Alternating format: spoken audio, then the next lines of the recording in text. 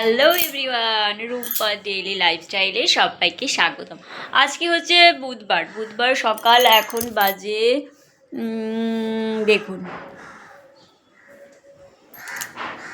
9টা, সকাল 9টা। আর বুধবার এখন সকালবেলার দিকে হঠাৎ করে 7টার সময় যে পরিমাণ মেঘ করে আসলো, মনে হলো তো বোধহয় আজকে বৃষ্টি হবে। কিন্তু একটু বৃষ্টি না হলেও কি একটু হলো, আমি যদি একটু হাওয়া, একটু ঝড়ের মতো হাওয়া হলো, তারপর আবার সেই রোদ উঠে গেল। আর আজকে যেহেতু বুধবার, তো ঠাকুরের আসনে আমি সবেমাত্র পুজো দিতে বসলাম। বুধবারের দিন ঠাকুরের কাপড়গুলো একটুখানি পাল্টে নিই, কারণ বৃহস্পতিবার দিন তো কাজ থাকে, চাপ থাকে বেশি। তো সেই জন্য বুধবার দিন আমি ঠাকুরের কাপড় টাপড়গুলো পাল্টে নিই। তো যাই হোক, এখনের মতন আপনাদের সঙ্গে এইটুকুই কথাবার্তা বললাম, পরে আবার কথা হবে।